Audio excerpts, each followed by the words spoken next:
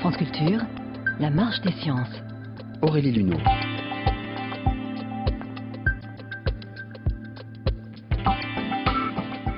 Seconde partie de la marche des sciences, actualité des sciences et de leur histoire avec notre partenaire, le magazine Pour la Science. Et dans ce numéro du mois de septembre, en page Histoire des sciences, eh bien un sujet que nous avions repéré d'ailleurs sous la forme d'un livre. Tout d'abord, ce livre, il s'intitule Mesmer et mesmérisme. Il est paru chez Omniscience et sous la direction de Nicole Edelman et Bruno Bellost. Et c'est justement Bruno Bellost qui nous livre un résumé de cette histoire dans le Pour la Science de septembre. Bonjour Bruno Bellost. Bonjour. Merci d'être avec nous. Donc c'est la condamnation de Mesmer et du mesmérisme que vous nous racontez dans le magazine. Je rappelle que vous êtes professeur à l'université Paris 1 Panthéon-Sorbonne et directeur de l'Institut d'histoire moderne et contemporaine. Alors avant d'aller plus loin sur cette histoire de mesmérisme, concentrons-nous peut-être sur Franz Anton Mesmer. Qui était cet homme du temps des Lumières ? C'est un médecin allemand qui a été formé à Vienne, qui est un homme très éclairé, qui va avoir toute une clientèle à Vienne, en particulier va se lier avec Mozart, et qui va découvrir une méthode de soins qu'il va appeler le magnétisme animal. Et donc il prétend guérir toutes sortes de maladies avec cette méthode de cure. Ce fluide, quoi. Alors il faut préciser qu'il part de la médecine astrale. Voilà, c'est-à-dire que l'idée de Mesmer, elle n'est pas d'ailleurs d'une immense originalité, c'est que les astres influent sur la santé des humains et sur la vie en général. Et donc, par l'intermédiaire, c'est là sa découverte, ou sa prétendue découverte, par l'intermédiaire d'un fluide universel, qui est un fluide physique, c'est vraiment pour lui c'est de la physique, qui est le magnétisme animal, et qui pénètre dans les nerfs, le système nerveux. Et c'est en fait, au fond, ce fluide animal qui donne la vie, et ce sont tous les blocages, tous les obstacles qui peuvent se produire dans la circulation de ce fluide, qui, de son point de vue, est à l'origine des maladies. Et donc, comment est-ce que lui, il en fait l'expérience d'abord à Vienne ? Alors, il ouvre un cabinet, il se met à soigner les gens ? Il est médecin, il est un médecin assez lié à la cour, au grand monde viennois. Et il va se lier en fait avec l'astronome de la cour qui s'appelle Hell, qui fait des expériences sur les aimants. Et il va commencer par faire des expériences pour voir s'il y a une vertu curative des aimants, donc du magnétisme au sens physique. Et en fait, il va se rendre compte très vite qu'il obtient des résultats sans les aimants. Et c'est l'origine du terme magnétisme en fait. Mais c'est un magnétisme qui n'est plus un magnétisme avec des aimants, c'est un magnétisme justement avec ce fluide nouveau qu'il prétend avoir découvert. Et alors c'est un homme qui va venir à Paris. C'est vrai qu'on se demande pourquoi cette décision. C'était en 1778 finalement. Il arrive dans la capitale. Oui, alors c'est une histoire très intéressante. C'est-à-dire qu'il commence à soigner des gens et il va soigner en fait une personne qui s'appelle Mademoiselle Paradis, qui est une pianiste qui est aveugle. Et il va lui rendre la vue. Alors va-t-il lui rendre la vue vraiment difficile à savoir, mais il semble qu'elle est guérie, donc les parents sont très contents, et puis d'autres personnes crient à la supercherie. Finalement, il semble qu'elle reperde cette vision, donc c'est un véritable petit scandale qui se passe à Vienne dans l'entourage de la cour, parce que cette pianiste, c'est une virtuose, c'est une surdouée, elle est d'ailleurs connue dans l'histoire du piano. Et donc, à la suite de ça, disons qu'on va lui demander je pense, parce que ça reste assez trouble en réalité, mais on va lui demander de partir. Et il va partir pour aller à Paris, avec l'idée qu'il a également que Paris c'est la capitale de la science et que c'est donc à Paris qu'on va pouvoir enfin reconnaître sa découverte. Donc lui, il espère surtout que l'Académie des sciences lui donnera presque un blanc-seing, en tout cas reconnaîtra son talent, mais malheureusement c'est pas ce qui va se passer. Paris sera la place de la condamnation finalement. Voilà, donc en fait c'est une histoire qui ne va pas se faire en 1 an ou 2 ans, c'est relativement long, ça va durer 7-8 ans. C'est-à-dire qu'il arrive en 1778 à Paris, il se présente à l'Académie des sciences, il est reçu poliment, disons. On ne le condamne pas vraiment, mais on se désintéresse en fait de sa prétendue découverte. La plupart des savants n'y croient guère. Il contacte aussi une société qui vient d'être créée, qui est la Société royale de médecine. Pareil, un accueil, disons, assez froid. Mais finalement, il va décider de rester à Paris qui s'installe, alors qu'il est à Vienne, il est marié, hein, il est très installé. Il va rester à Paris, il va se constituer une clientèle et petit à petit, il va se faire connaître jusqu'au moment où va vraiment éclater l'affaire Messmer, c'est-à-dire en réalité dans les années 82, 83, 84. Et donc il se fait connaître avec succès, hein, c'est-à-dire on se bouscule pour venir dans son cabinet. On parle d'un baquet. Sa méthode de soin, ça consiste en fait, c'est une méthode par attouchement. Il pense qu'il peut faire circuler le fluide, et en particulier donc soit avec le doigt, soit éventuellement avec une baguette. Et donc il soigne les malades par des attouchements. Et par le moyen de ces attouchements, il pense avoir une certaine capacité personnelle, il peut finalement débloquer le fluide.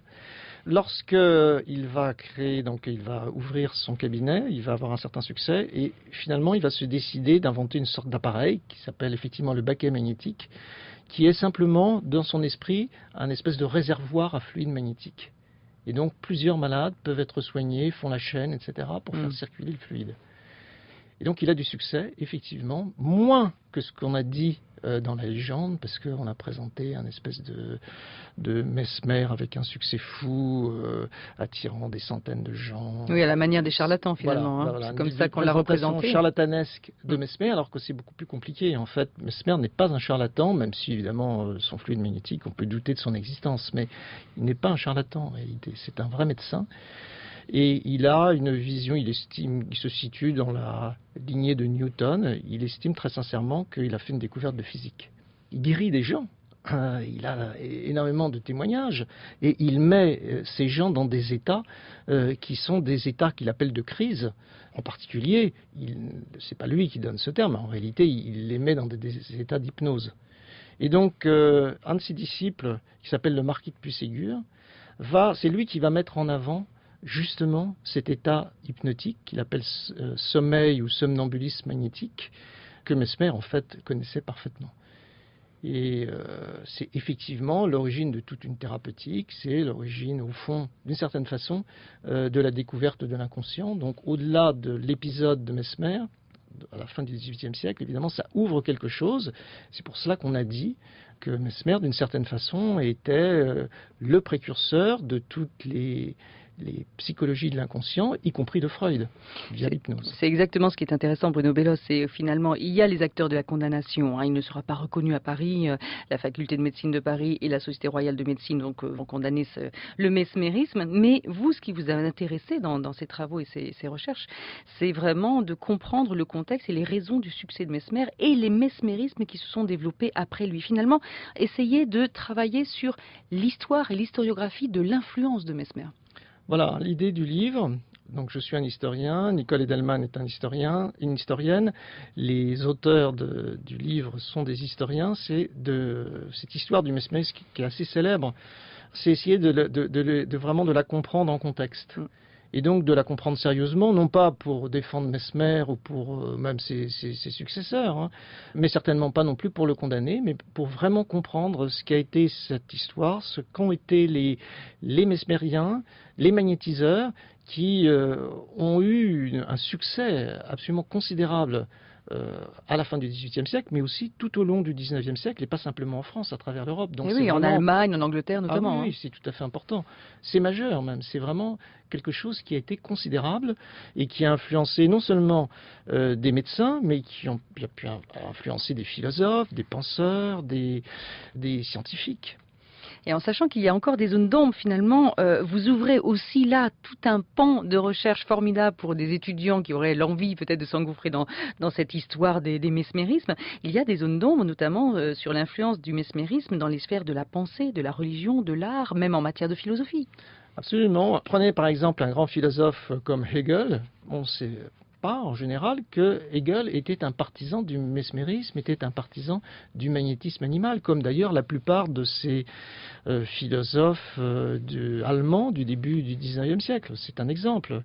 Mais on pourrait aussi trouver des exemples similaires en France ou en Angleterre d'ailleurs.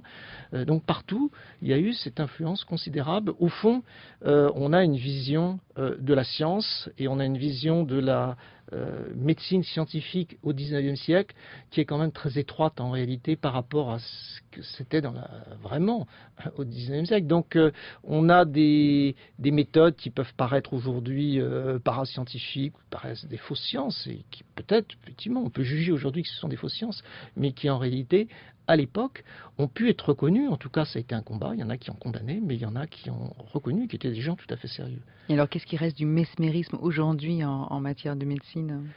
Ben alors, ce qui reste du mesmérisme, d'abord, c'est toute la tradition disons, de la psychanalyse.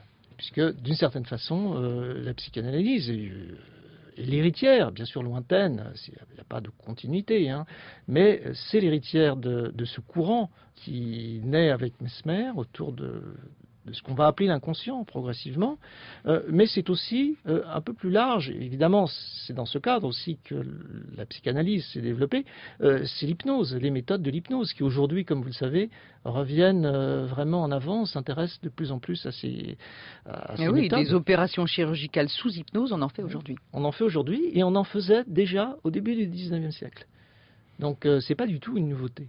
Et ça se faisait dans le cadre justement de ce magnétisme animal. Formidable. Merci en tout cas Bruno Bellost de nous avoir fait toucher du doigt comme ça ce personnage Mesmer et puis le mesmérisme, les mesmérismes d'ailleurs, à lire donc pour les auditeurs qui voudraient en savoir plus. Votre article dans le magazine pour la science du mois de septembre, ce magazine qui offre l'article en page Histoire des sciences sur la condamnation de Mesmer et du mesmérisme. Et puis pour mieux comprendre les multiples facettes du mesmérisme et dans toutes ses dimensions, objet d'histoire, de la médecine et des sciences, de la religion, de l'art, du politique, du social et du culturel, eh bien je conseille le livre que vous avez co-dirigé avec Nicole Edelman, Mesmer et mesmérisme, le magnétisme animal en contexte, paru aux éditions Omniscience. Merci à vous. Merci.